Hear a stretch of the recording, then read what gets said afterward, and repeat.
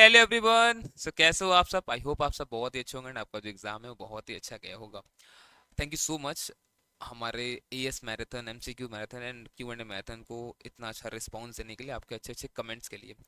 देखो, आज हम लोग डिस्कस करने वाले हैं जून 24 का जो क्वेश्चन पेपर हमारा आया हुआ है, उसको हम लोग डिस्कशन करने वाले हैं। देखो, इंस्टीट्यूट सॉल्यूशन अभी तक तो नहीं लाया और ऑब्वियस बात इतना लिए लाएगा भी नहीं। तो हमने ऑलरेडी सॉल्यूशन यहाँ पे बना रखा है, ठीक है। बट हो सकता है, देखो यहाँ पर ना कुछ एक आध क्वेश्चन है, मुझे कुछ एक एजम्पन्स लेना पड़ा है जहाँ पर क्लियरली कुछ बोला नहीं गया, इसलिए हो सकता है इंस्टीट्यूट का कुछ और एजम्पन हो और वहाँ पर आंसर डिफर कर जाए। तो ठीक है, एक बार जब आ जाएगा क्वेश्चन फिर एक बार डिस्कशन हम लोग कर लेंगे उस पर्टिकुलर क्वेश्चन को लेकर, ठीक है। क्यों वहाँ पर आंसर अगर अलग आया तो आया, पहला चीज़ ये। दूसरा, डिटेल सॉल्यूशन करने वाले हम लोग ऐसा नहीं कि बट जहाँ पे जैसे लॉन्ग क्वेश्चन स्टार्ट हुआ वहाँ बोल दूंगा कि अरे ये तो बहुत आसान है, आप कर लिए होगे, लाइक ये तो मैं पढ़ा ही दिया था, ये हमारे बुक में। ऐसा नहीं होने वाला, पूरा डिटेल सॉल्यूशन करेंगे जैसा हमने December 23 का पेपर किया था। आपने अगर देखा होगा तो आपको ध्यान में रहेगा, है ना। एंड जो लोग बैचेस के बारे में पूछ रहे थे, कॉर्पोरेट अकाउंटिंग का जो हमारा regular and fast track batch है, दोनों ही वेबसाइट पे लिस्ट कर दिया गया है। एंड फाइनेंशियल अकाउंटिंग का भी fast track and regular batch वो भी लिस्ट कर दिया गया है। अभी मैक्सिमम डिस्काउंट्स अवेलेबल है, जो आपको डिस्काउंट ऑलरेडी दिख रहा है वेबसाइट पे, उसके बाद भी आप एक्स्ट्रा 10, आप ये कोड एक्स्ट्रा 10 यूज करके आप एडिशनल 10% डिस्काउंट ले सकते हो। ये जो ऑफर है ये 25 जून तक ही अवेलेबल है, उसके बाद ये कोड एप्लीकेबल नहीं रहेगा, ठीक है। चलो आज अपना डिस्कशन करते हैं। हम लोग एमसीक्यूज हम लोग ऑलरेडी एक बार कर रखे हैं, एक बार और हम लोग कर लेते हैं यहाँ पर भी। Section A and section B जो हमारा मेन सॉल्यूशन जिसके लिए यहाँ पे बनाया हुआ पूरा, उसको भी डिस्कशन हम लोग यहाँ पर करेंगे, ठीक है। पूरा सॉल्यूशन दिया हुआ और ये पीडीएफ मैंने टेलीग्राम पर शेयर कर रखा है, आप जाके वहाँ से ले सकते हो, डिस्क्रिप्शन में लिंक दिया हुआ है, ठीक है। सेक्शन ए में हमारा क्या है, 2-2 मार्क का 15 एमसीक्यूज था, 30 मार्क का एमसीक्यूज अपना। और यहाँ पर देखो क्लियरली बोला हुआ है कि आपको बस करेक्ट ऑप्शन चूज करना है, कोई भी एक्सप्लेनेशन नहीं चाहिए। इन लोग को कुछ बोला नहीं एक्सप्लेनेशन के बारे में, बस हम लोग ऑप्शन चूज करके बता देंगे ए बी सी डी जो भी सही रहेगा, ठीक है। बोलो select the correct equation. Owner security equal to assets plus liability, ये सही नहीं है। और पहले बात करते हैं ये होता है क्या। देखो, हम लोग नॉर्मली बोलते हैं ना कि लाइबिलिटीज इक्वल टू एसेट, आप टोटल जो लाइबिलिटी इक्वल टोटल एसेट होगा। बट लाइबिलिटी में देखो दो पार्ट होता है, एक तो ओनर्स का इक्विटी होता है और दूसरा बाहर वालों का जो लाइबिलिटी है वो सब चीज, तो आउटसाइड लाइबिलिटी क्या है। ऐसा ओनर्स इक्विटी में आता है अपना कैपिटल प्लस रिजर्व्स, ये सब चीज। एंड आउटसाइड लाइबिलिटी में हमारा बैंक का लोन हो गया, क्रेडिटर्स हो गया, ये सब का सब जो बाहर का है यहाँ पे पैसा हम लोग लेके रखे हैं और कुछ नहीं। और एसेट्स हमने पता ही है, फिक्स्ड करंट एसेट्स, ये सब मिलाकर तो हम लोग क्या बोलते हैं, लाइबिलिटी इक्वल टू एसेट्स, ये तो होगा एट द एंड। तो यहाँ पर देखो क्या है, बी में owner security plus outside liability, ये दिख रहा है आपको, इक्वल टू एसेट, ये सही है। Asset plus owner security equal to outside liability, नहीं ये सही नहीं है और ना ही ये सही है, तो हमारा बी यहाँ पर ऑप्शन सही है। कैश इन हैंड अकाउंट में भी देखो, कैश इन हैंड क्या होगा, हमारा एसेट सही है ना, तो ये हमेशा और हमेशा ये डेबिट बैलेंस ही होगा। हाँ सर, हमारा बैंक भी था, वो तो ओवरड्राफ्ट हो सकता है। हाँ देखो, बैंक ओवरड्राफ्ट हो सकता है, कैश ओवरड्राफ्ट नहीं होगा। बैंक ओवरड्राफ्ट वो क्रेडिट बैलेंस हो सकता है, डेबिट भी हो सकता है अगर नॉर्मल बैलेंस रहा तो। लेकिन कैश इन हैंड तो कभी जिंदगी में ओवरड्राफ्ट तो कुछ होगा नहीं ना, है ना, या तो पैसा रहेगा या नहीं रहेगा, ठीक है। तो ये हमारा क्या होगा, हमेशा और हमेशा debit balance. Fundamental accounting exemption क्या क्या है, तो going concern, consistency and accrual, ये तीन हमारा फंडामेंटल अकाउंटिंग एग्जाम्पशन होता है। हम लोग अकाउंटिंग करते वक्त एज्यूम करते हैं कि ये तीनों होगा ऐसा, ठीक है।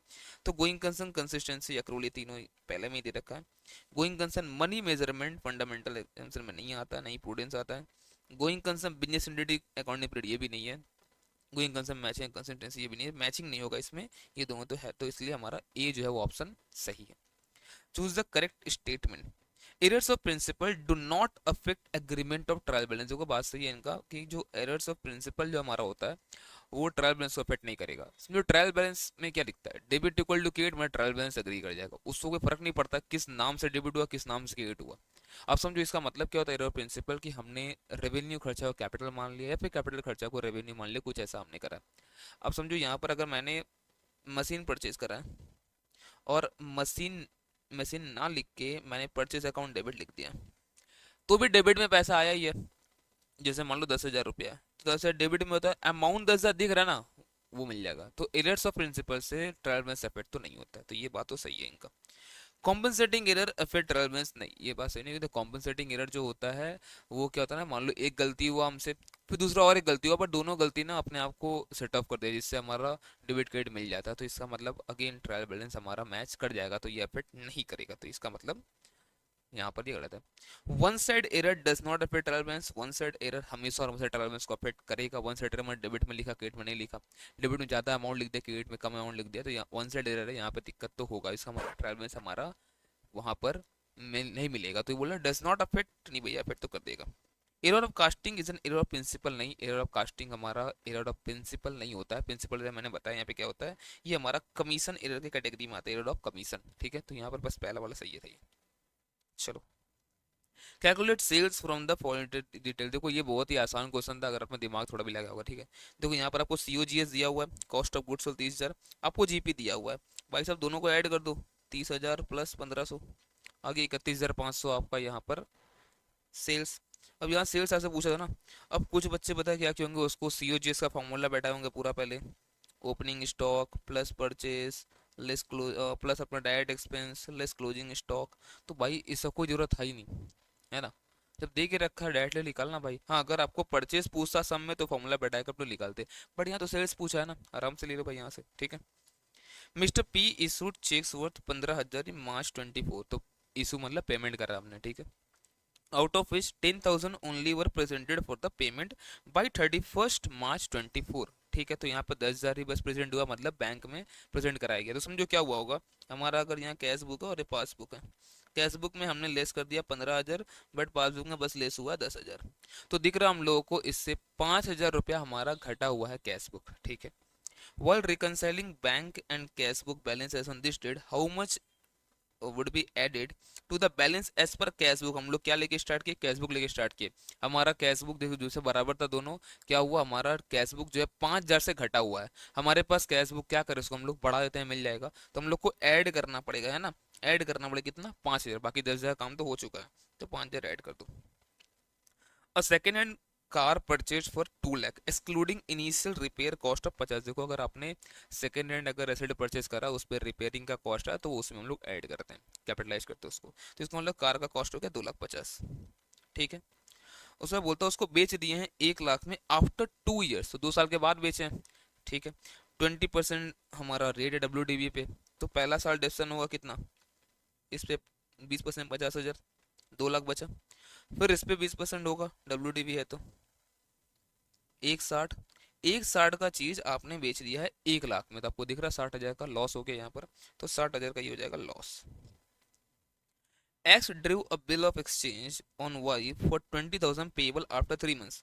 On the due date, Y could not make the payment and requested to renew a press bill another for another 3 months at 12% interest. देखो यहाँ पर ना कहीं भी पर है ना मेंशन नहीं किया हुआ है, सीधा बोला है क्या कि 12% का इंटरेस्ट लग गया 3 महीना का नया बिल बनाने के लिए, ठीक है। तो इसका मतलब 20,000 इंटू 12%, तो 2,400 रुपया इंटरेस्ट लग गया है, ठीक है। तो यहाँ पर जो फ्रेश बिल होगा वो कितना का होगा, 20,000 प्लस 2,400 मतलब 22,400। अब एक चीज समझना यहाँ पर, ठीक है। अब देखो यहाँ पर ना कहीं पर ना मेंशन नहीं किया हुआ था, ठीक है, बट टाइम मेंशन किया हुआ है। अब ना हो सकता है इंस्टीट्यूट पता है क्या कि इन लोग, अब देखो परिणाम जब नहीं लिखा हुआ लेना तो नहीं चाहिए, है ना। बट हो सकता है इंस्टीट्यूट पता है यहाँ पर ले ले, यहाँ पर 20,600 बोल दे कि यहाँ पर नहीं, इंटू 3/12 आपको करना था। बट जो इन्फॉर्मेशन दे रखा है क्वेश्चन वो सब सही नहीं है। वो हम लोग क्या बोलेंगे, हम लोग कि देख भैया 12% इंटरेस्ट बोला है, तो हम लोग सीधा सीधा कर देंगे, मतलब 3 महीना का जो एडिशनल टाइम पीरियड उसके लिए 12% का इंटरेस्ट लगा है 3 महीना में। बट अगर आप देखो ना, अगर एक्चुअल में तो पता क्या हो रहा है, इसका मतलब 4-4% लग जा रहा है पर महीना का इंटरेस्ट, और 48% लग जा रहा है साल का इंटरेस्ट। इसके पहले पता क्या बोलेगा वो, भाई तो रुक जा, मैं ना बैंक से लोन लेके तेरे को दे कटाता हूँ पूरा पूरा पैसा 20,000, पागल हो गया क्या, 48% इंटरेस्ट दूंगा मैं। बट वो अलग चीज़ है, एक्चुअल में क्या होना नहीं होना। बट यहाँ पर जो 12% इंटरेस्ट जो इन्फॉर्मेशन दे के रखो उसके हिसाब से मैं बता रहा हूँ कि यहाँ पे 22,400 होगा, ठीक है। चूज द ऑड वन, आपको बताना इसमें से कौन सा अलग से बोलते हैं ना कि मेरा वाला अलग है, वैसा अलग कौन सा है यहाँ आपको बताना, ठीक है। तो choose the odd one. Premium method, premium method हमारा गुडविल निकालने का काम आता है, गुडविल अकाउंटिंग जब करते हैं ना उस समय काम आता है। रिवर्सल मेथड भी उसी काम में है। विदाउट रेजिंग गुडविल अकाउंट, ये भी हमारा उसी में है। तो ये तीनों हमारा मेथड है अकाउंटिंग करने का, अकाउंट ट्रीटमेंट जो होता है गुडविल का उसका। But revolution of unrecorded asset, इसका कोई लेन देन इन लोगों से नहीं, मतलब गुडविल से नहीं है। हाँ ये हमारा पार्टनरशिप में काम में आता है जब रिवैल्यू करते हैं हम लोग वो सब चीज़ों को। बट यहाँ पर गुडविल वाला से तो अलग होता है, मेरा वाला मेरी वाली अलग है, वैसा वाला ये अलग है, ऐसा, ठीक है। तो आपको यहाँ पर 9 का डी करना है।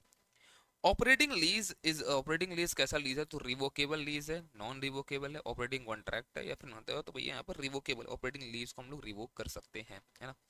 State which of the following statement is false? Salvage stock means stock ship during the accident, हम लोग पढ़ते थे इसमें, याद होगा आपको, इंश्योरेंस क्लेम में हम लोग पढ़े हैं ये सब, कि क्या होता है सेल्वेज, जब स्टॉक जो होता है ना हमारा, जो बच जाता है स्टॉक, उसका हम लोग बोलते हैं, ठीक है, तो ये तो सही बोल रहे हैं। Unusual items and defective items are separate under insurance claim, ये दोनों सेपरेट होता है क्या? नहीं भाई, अनयूजुअल हो या फिर आपका डिफेक्टिव आइटम हो, उसको हम लोग यहाँ पर पुअर सेलिंग लाइन या नॉर्मल आइटम से कैटेगरी में डालकर पूरा अकाउंटिंग इसका हम लोग कर देते हैं, इसका ये तो गलत है ये बात, ठीक है।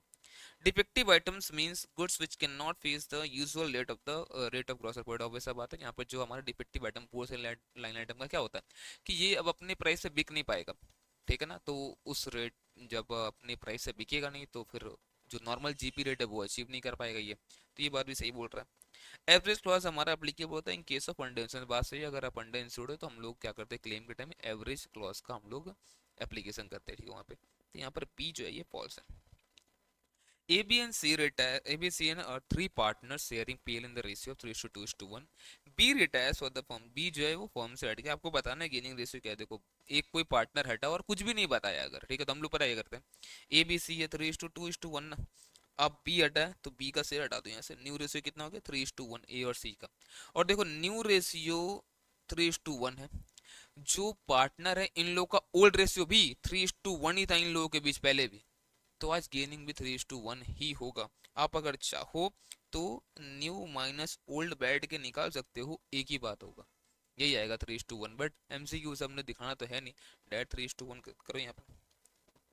Goods are transferred from department X to department Y at a price so as to include a profit of 33.33%, मतलब आपको यहाँ पे दिख रहा है 1/3 ऑन कॉस्ट, तो देखो अगर 1/3 ऑन कॉस्ट है तो इनवर्स पे कितना होगा 1/4, कैसे करते हैं बताओ हम लोग, यहाँ पर 1/3 है, जब यहाँ पे जाएगा प्लस इसको हम लोग यहाँ पे 1 करते हैं तो 1/4। If the value of closing stock of department Y जो है यहाँ पर ये 18,000 है, तो बोलते हैं स्टॉक रिजर्व कितना होगा, तो 18,000 इंटू 1/4, 4,500 यहाँ पे हो जाएगा आंसर, ठीक है। Income statement of a charitable institution को इसको क्या बोलते हैं, इसको बोलते हैं हम लोग इनकम एंड एक्सपेंडिचर अकाउंट, तो ये रहा। Contingent liability would appear, contingent liability कहाँ दिखाते हैं इसको हम लोग, ऑन द लायबिलिटी साइड, नहीं ऑन एसेट साइड नहीं, हम लोग इसको बैलेंस शीट में दिखाते ही नहीं, मतलब बैलेंस शीट में नहीं दिखाते इसको हम लोग, उसको दिखाते हैं हम लोग कहाँ बताओ, नोट्स टू अकाउंट में दिखाते हैं, मतलब ऐसे नोट टू बैलेंस शीट, ठीक है, मतलब उसको हम लोग कहीं पे पीएल बैलेंस शीट ये सब में नहीं आता सब चीज, ठीक है। चलो, और कंटिंजेंट लायबिलिटी क्या होता है हम सबको पता है कि अगर मतलब कुछ एक इवेंट्स पे डिपेंडेंट है, अगर हो गया तो लाइबिलिटी बन सकता है, मान लो केस हो रखा हमारे खिलाफ, अगर केस हार गए तो लाइबिलिटी बनेगा, पेमेंट करना पड़ेगा, है ना। चलो आ जाओ, अब स्टार्ट करने वाले हम लोग सेक्शन बी, यहाँ पर क्या था, answer any 5 out of 7 question हम लोग को बताना था, ठीक है, मतलब 2 क्वेश्चन हमारे पास ऑप्शन तो रहता है। अब देखो यहाँ पर कुछ एक क्वेश्चन, सब तो नहीं है ऐसा, मतलब कुछ एक क्वेश्चन जहाँ पे मैंने कुछ एजम्पशन लिया है और मैं वहाँ पे मेंशन भी कर दूंगा, फिर एक बार जब इंस्टीट्यूट सॉल्यूशन जब आ जाएगा कुछ डिफरेंस अगर हुआ तो वहाँ फिर से मैं एक बार डिस्कशन कर लूंगा, ठीक है ना। और ये वाला क्वेश्चन जो 2A इसको मैं लास्ट में कराऊंगा, ठीक है। अब हम लोग आते हैं सीधे बी से, इसका शुरू हम लोग करते हैं, ठीक है, 2 का बी से हम लोग शुरू करते हैं यहाँ पर, और सारा क्वेश्चन डिस्कस हम लोग करेंगे अब। तो देखो ध्यान से, The trial balance of Rajesh Brothers as on this date 31 March did not agree. In order to close the books, the accountant placed the difference of 26,700 debit to suspense account for necessary adjustment in the next period. अब दो क्या हुआ यहाँ पर, हम लोग 31 March 23 तक हम लोग पूरा ट्राई कर लिए, कहीं नहीं मिला हम लोगों को, तो हम लोग क्या किए एट द एंड हम लोग सस्पेंस अकाउंट को डेबिट रख के हम लोग बैलेंस शीट भी बना दिए, मतलब डेबिट मतलब वो एसेट में दिखाना पड़ा होगा हम लोग को, ठीक है, तो करके ना हम लोग यहाँ पर दिखा दिया, आइदर एसेट में दिखाए होंगे या फिर पीएल में कहीं पे हम लोग उसको दिखाकर पीएल प्रॉफिट कम किए होंगे, बट जनरली कुछ नहीं बोलते, क्या मानते हैं हम लोग बैलेंस शीट में दिखा के उसको हम लोग अभी फिलहाल एंड किए। तो अभी भी बैलेंस शीट तो हमारा मिल गया, सस्पेंस यहाँ दिखा है, ट्रायल बैलेंस से बैलेंस शीट तक लेके आए उसको हम लोग, बट पता नहीं चल पाया 26,700 का डिफरेंस कैसा है। जब हम लोग सब कुछ चेक करना शुरू किए तो 25 अप्रैल को हमें पता चला, बट समझो अगर इस पीरियड में ये गलती अगर नहीं मिला है और आप जाके नेक्स्ट पीरियड में अगर आप ठीक कर रहे हो, तो एक चीज ध्यान में रखना हमेशा और हमेशा, अब आप कोई भी नॉमिनल अकाउंट आप यूज नहीं कर सकते, मतलब कहीं पे अगर जैसे मान लो परचेज अकाउंट छूट गया था लिखना और परचेज अकाउंट आज डेबिट करना पड़ेगा, तो परचेज कौन सा अकाउंट है, नॉर्मल अकाउंट, तो आप परचेज अकाउंट को डेबिट नहीं लिख सकते हो, आपको वहां पर लिखना पड़ेगा profit and loss adjustment account. ऐसा क्यों करते हैं समझो, हम लोग ना बहुत बार देखो ऐसे मान लो अगर बोलते हैं कि यहाँ पर समझो यहाँ पर मैं बोलता हूँ कि 2019 मान लो, ऐसा हो 2019 में मान लो हमने क्या करा है, एक परचेस लिखना हम भूल गए 5,000 का, और वो जाके 2022 में हमें मान लो 3 साल बाद हमें पता चल जाता है कि ये 5,000 का परचेस लिखना उसमें हम लोग भूल गए थे। अब समझो 5,000 का परचेस जब ये छूटा तो हमारा वहां पर जीपी बढ़ गया होगा क्योंकि खर्चा आपने छोड़ा, उसके बाद नेट प्रॉफिट भी बढ़ गया होगा। अब अगर आप आज आके परचेस को अगर आप डेबिट कर देते हो 2022 का, तो पता क्या होगा, यहाँ का जीपी घट जाएगा और यहाँ का एनपी भी घट जाएगा, है ना, क्योंकि परचेज आपने बढ़ा दिया। बड़ा बोलोगे बात तो सर सही है क्योंकि हम लोग उस समय छोड़े थे। देखो एक चीज समझो, अगर आप 19 में छोड़ दिए तो वहां पे गलती से, बताओ क्या हो गया, गलती से ना हमारा वहां पर प्रॉफिट एंड लॉस बिगड़ गया 5,000 से, ठीक है, एक्सेस दिख गया। बट अब आप, आपको जब आज पता चला है तो आप जानबूझकर अब 22 का भी तो प्रॉफिट नहीं बिगाड़ोगे ना, क्योंकि एक्चुअल में तो 22 का परचेज तो है नहीं, ट्रू एंड फेयर भी देखो दिखेगा नहीं ऐसे में, क्योंकि आप से गलती हुआ था 19 में, मैं मानता हूँ वहां पर छूट गया, बट आज जब मिला है तो 19 का गलती तो चलो हो ही गया है, क्या 22 भी गलती कर दोगे आप? नहीं। तो हम लोग क्या बोलते हैं, एक काम करो ऐसे केस में, ये नेट प्रॉफिट कहाँ गया होगा बताओ ना, ये नेट प्रॉफिट गया होगा हम लोगों का कैपिटल में, है ना, कैपिटल को घटाया या बढ़ाया होगा, तो प्रॉफिट होगा तो बढ़ाया, लॉस होगा तो घटाया होगा, जो भी है। तो आज एक काम करो, आज जहां जहां नॉमिनल अकाउंट दिख रहा आज ठीक करने वक्त, उसमें यूज करो पीएनएल एडजस्टमेंट, और लास्ट में जो भी आएगा पीएल एडजस्टमेंट का बैलेंस उसको आप कैपिटल के साथ आप एडजस्ट कर देना, बात खत्म करो, ठीक है ना। चलो आओ इसको हम लोग देखते हैं, करते हैं इसको ठीक। तो ऑन 25 अप्रैल 23 हम लोगों को the following errors arising in 22-23 are detected. तो पहला है 4,500 अलाउ किए थे as cash discount to trade debtor, उसको डेबिट ही नहीं किया डिस्काउंट में। तो हम लोग ये मानेंगे, बताओ कि डेटर जैसे एंट्री क्या होता है, एंट्री होता है discount allowed account debit to debtors, हम लोग ये मानेंगे डेटर्स अकाउंट सही कुछ हुआ, सो कुछ दिक्कत नहीं उसमें, डिस्काउंट अलाउड डेबिट नहीं हुआ है, यही ना बोला। तो अगर डिस्काउंट अलाउड को डेबिट गए तो ठीक हो जाएगा, बट डिस्काउंट अलाउड अगर डेबिट नहीं हुआ तो ये तो समझ में आ रहा है आपको, सिंगल साइड वाला एरर है ये तो फिर, है ना। तो एंट्री क्या करना चाहिए हम लोग को, discount allowed account debit to suspense, but discount allowed कौन सा अकाउंट है, sir nominal account, discount nominal account है तो हम लोग डिस्काउंट अलाउड यूज नहीं कर सकते, हम लोग बोलना पड़ेगा profit and loss adjustment account debit to suspense 4,500 रुपए। तो पहला हमारा ये एंट्री बनेगा, PNL adjustment account debit to suspense 4,500 का, ठीक है, डन। नेक्स्ट,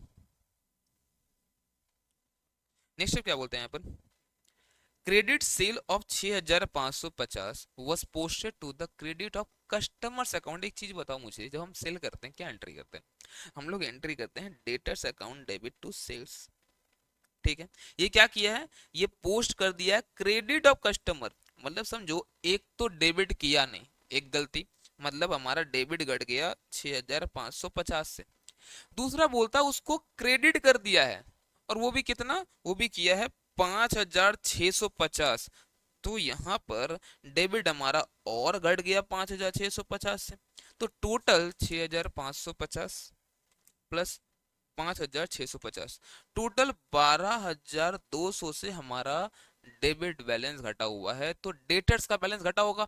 हम आज कैसे ठीक करें उसको, हम लोग बोलेंगे एक काम करो, सिंगल साइड है तो debtors account debit to suspense कर दो। अब क्या बताओ, डेटर्स अकाउंट हमारा नॉमिनल है तो नहीं सर, तो इसमें कोई दिक्कत नहीं, हम लोग क्या करेंगे कस्टमर्स अकाउंट डेबिट या debtors account debit to suspense 12,200, ठीक है। Machine purchased on 1 October 2022 for 50,000 in cash was posted to the purchase account। अब तो ये गलती हुआ, तो परचेस में डाल दिया उसको हम लोग, and rate of depreciation was applicable on machine 15% per annum. तो एक चीज समझो, यहाँ पर 1 अक्टूबर 22 को परचेस किया गया था, मतलब 6 महीना बचा था अभी 31 मार्च 23 आने में, तो अगर ये परचेज में नहीं गया होता और अगर ये एसेट्स में गया होता तो वहां पे डेप्शन भी चार्ज होता, कितना, 6 महीने का, तो 50,000 इंटू 15% इंटू 6/12, ये आ रहा 3,750। तो समझो अल्टीमेटली क्या हुआ है, आपको यहाँ पर दिख रहा है क्या, समझो यहाँ पर कि एक तो 50,000 का आपने यहाँ पर खर्चा बढ़ा दिया, है ना, और एक खर्चा आपने घटाया है, कितना का, 3,750 का, तो अल्टीमेटली कितना आ रहा है ये, 46,250 से आपका एक्सपेंस बढ़ा हुआ है, ठीक है, एक तो ये परचेज हमारा ग्रॉस प्रॉफिट को अफेक्ट किया होगा, और ये जाके 36,750 नेट प्रॉफिट में अफेक्ट किया होगा, क्योंकि ये हमारा पीएल में आता है। तो 46,250 से हमारा जो एक्सपेंस है वो बढ़ा हुआ है, और एक मशीन नाम का एसेट वो दिखाई नहीं है। तो ठीक कैसे करेंगे हम लोग, आज बताओ। हम लोग इसको बोलते हैं, पहला एंट्री तो हमारा ये होगा कि machine account debit to purchase, हम लोग को ये करना पड़ेगा 50,000, पहले ये ठीक होगा। फिर डेप्सन हम लोग को चार्ज करना पड़ेगा, डेप्सन टू मशीन कितना, 3750, 6 महीने का। तो इसका मतलब अगर नेट में एंट्री यहाँ बताऊं तो नेट एंट्री बताओ क्या होगा, मशीन बढ़ रहा है हमारा 50 माइनस इतना अमाउंट, मतलब मशीन हमारा बढ़ जा रहा है 40, कितना है ये 46,250 से, ठीक है। फिर डेप्सन हमारा हो रहा है 3750 से, टू परचेज 50,000। बट देखो हमें पता है कि डेप्सन और परचेज दोनों ही कौन सा आइटम बताइए, ये दोनों का दोनों ही हमारा नॉमिनल अकाउंट है, मतलब पीएनएल एडजस्टमेंट। तो क्या मैं नेट में ऐसे बोल दूं क्या, machine account debit to PNL adjustment 46,250 में बोल दूं क्या, ये सही होगा क्या, समझ में आ रहा है क्या। तो machine account debit to PNL adjustment, और देखते हैं हम लोग यहाँ पर। तो ये तो कस्टमर वाला हमने देखा 12,200, दूसरा ये machine account debit to PNL adjustment, ठीक है। क्यों, क्योंकि हम लोग यहाँ पर परचेज को हटाते हैं, डिप्सन भी 400 होता ही, ठीक है ना। चलो next, sales book was overcast. तो सेल्स बुक हम लोग ज्यादा जोड़ दिए, ज्यादा हम लोग ऐड कर दिए। एक बात बताओ, सेल्स बुक अगर ओवरकास्ट है, अगर ज्यादा हम लोग जोड़े हैं, तो सेल्स क्या होता है, डेबिट क्रेडिट, सेल्स हमारा क्रेडिट होता है। तो आपने ज्यादा दिखा दिया ना, एक काम करो आप सेल्स को डेबिट कर दो आज, तो ठीक हो जाए। हमारे सेल्स जो, सॉरी सेल्स हमारा क्रेडिट होता है ना, तो सेल्स हमारा जब से क्रेडिट होता है तो हमने ज्यादा क्रेडिट कर दिया है, ठीक कैसे होगा, आज उसको डेबिट कर दो 10,000 रुपया। तो एक काम करो, सेल्स अकाउंट डेबिट कर दो, और सिंगल साइड एरर है, कास्टिंग एरर है ये, तो हम लोग क्या बोलेंगे, to suspense. But again sales कौन सा अकाउंट है, नॉमिनल, तो क्या करना पड़ेगा, PNL adjustment account debit to suspense, हम लोग वो कर देंगे 10,000 रुपये। और इसके बाद हमसे मांगा था कि आप बता दो सस्पेंस अकाउंट आपको बनाना है। तो ठीक है सर, देखो यहाँ पर सस्पेंस अकाउंट कैसे बनेगा, हमारा ये बैलेंस था ओपनिंग में, और ये सब ठीक हुआ है इतना इतना, तो हमारा सस्पेंस अब खत्म हो, कुछ नहीं बचा। अब तो क्या है ना, यहाँ पर एक और एंट्री पास किया जा सकता था, ठीक है। क्या सर, तो जो पीएनएल एडजस्टमेंट का नेट बैलेंस, जैसे देखो पीएनएल एडजस्टमेंट में हमारा 4.5 डेबिट हुआ है, ठीक है। फिर यहाँ पर क्रेडिट हुआ है 46,250, और यहाँ 10,000 डेबिट हुआ है, मतलब क्या, डेबिट हो चुका है टोटल 14,500, और क्रेडिट में है 46,250। तो नेट बताओ ना मुझे कितना आ रहा है, 14,500, नेट आ रहा है 31,750, पीएनएल एडजस्टमेंट में क्रेडिट है। तो इसको क्या कर सकते थे हम लोग, इसको हम लोग ट्रांसफर कर सकते थे, उसको हम लोग कैपिटल में। कैसे कैपिटल ट्रांसफर ये होगा, हम लोग बोलते हैं PNL adjustment account debit to capital, एक और एंट्री हम लोग यहाँ पे कर सकते थे। तो सर आपने यहाँ पे किया क्यों नहीं, क्योंकि देखो सेम ऐसा ही सम ऑलरेडी इंस्टीट्यूट पहले भी पूछ रखा था, ठीक है, अपने किसी पेपर में, और वहां पर ना ये लोग ये वाला एंट्री नहीं किया है, ठीक है, तो इसलिए मैंने यहाँ पर नहीं दिया है। तो हो सकता है इस बार जब सोल्यूशन आए तो वहां पर ये लोग एक एडिशनल एंट्री भी पास करके दिखा दे, और अगर आप ये दिखाओगे तो कुछ ज़्यादा गलत नहीं है, सही है यहाँ पर, क्योंकि कैपिटल में तो ये जाके एडजस्ट होगा ही, ठीक है। चलो, तो ये हमारा हो चुका है यहाँ पर क्वेश्चन नंबर 2 का भी कंप्लीट। आते हैं अब 3 का, ए जो हमारा कंसाइनमेंट आया था, देखते क्या है ये। Kush of Kanpur sent to Jatin of Jaipur a consignment of 400 electric sewing machine costing etch 24,000 etch, जिसको इनवॉइसिंग में कितना किया है, इनवॉइस प्राइस लो 30,000, मतलब हर एक पे लोडिंग में बोल दूं क्या 6,000 रुपया। तो कुछ स्विंग मशीन इन लोग भेजा है यहाँ पर, जहाँ पर एक एक का कॉस्ट 24,000 है, बट उन लोग को भेजा गया है 30,000 रुपये। तो सबसे पहला एंट्री क्या होगा, consignment account debit to goods sent on consignment, कितना 400 इंटू 30,000, तो आई थिंक ये 1,20,00,000 कुछ आएगा। सबसे पहला एंट्री हम लोग को ये करना है यहाँ पर, ठीक है, हम लोग ये कर देंगे 1,20,00,000 का, डन। उसके बाद क्या पूछा, बोलता है क्या, जतिन स्पेंट कितना किया है 31,200 फॉर क्लियरेंस, और यहाँ पे सॉरी यहाँ पे कुछ भी पेड किया था, फ्रेट एंड इंश्योरेंस कितना का 96,000। तो हम लोग मतलब ये कंसाइनर ही पे किया है, तो क्या बोलेगा, टू बैंक हम लोग फ्रेट पे किए, फ्रेट इंश्योरेंस 96,000, और जो जतिन है जो कंसाइनी है वो 31,200 दिया है, क्लियरेंस एंड सेलिंग एक्सपेंस दिया है 1,500 रुपया पर sewing machine, as and when the sales made by Jatin. तो इसका मतलब पहले वो 31,200 दिया है, तो वो तो हमारा नॉन रिकरिंग एक्सपेंस में आएगा, क्योंकि वो क्लियरेंस के टाइम पे दिया है। और बाकी बोलता है 1,500 रुपया जब जब बेचा है हर एक सेविंग मशीन, वहां पर वो पेमेंट करते गए, सेलिंग एक्सपेंस का समझ लो, उसको खर्चा लग गया उतना। तो पहला तो हम लोग वो कर देंगे बैंक से एंट्री टू बैंक, और ये जतिन क्लियरिंग एक्सपेंस दिया, ये बड़ी ध्यान में रखना, ये हमारा क्या है, ये हमारा नॉन रिकरिंग एक्सपेंस है, मतलब ये क्लोजिंग स्टॉक निकालते वक्त काम तो ये आएगा। ठीक है सर। फिर क्या बोलता है, in transit 10 sewing machines were stolen for which the insurance company paid 185 in full settlement to कुश। अब क्या हुआ यहाँ पर, रास्ते में ट्रांजिट में ही 10 मशीन मान लो चोरी हो गया है।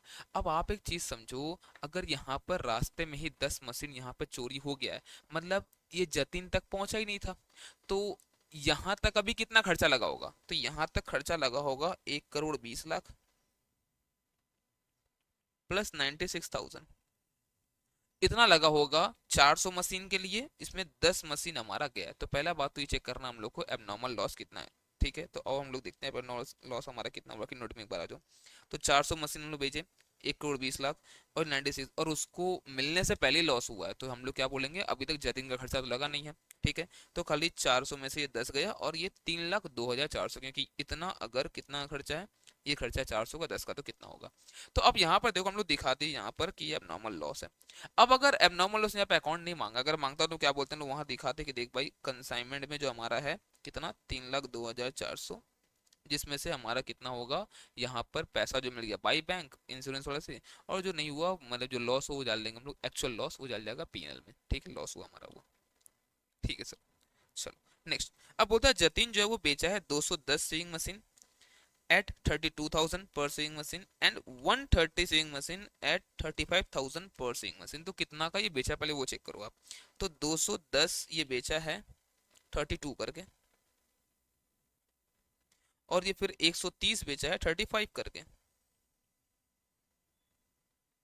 टोटल कितना बेच दिया ये, 210 इंटू 32,000, ये हुआ 6720, और उसके बाद 130 इंटू 35,000, ये है 45,50,000।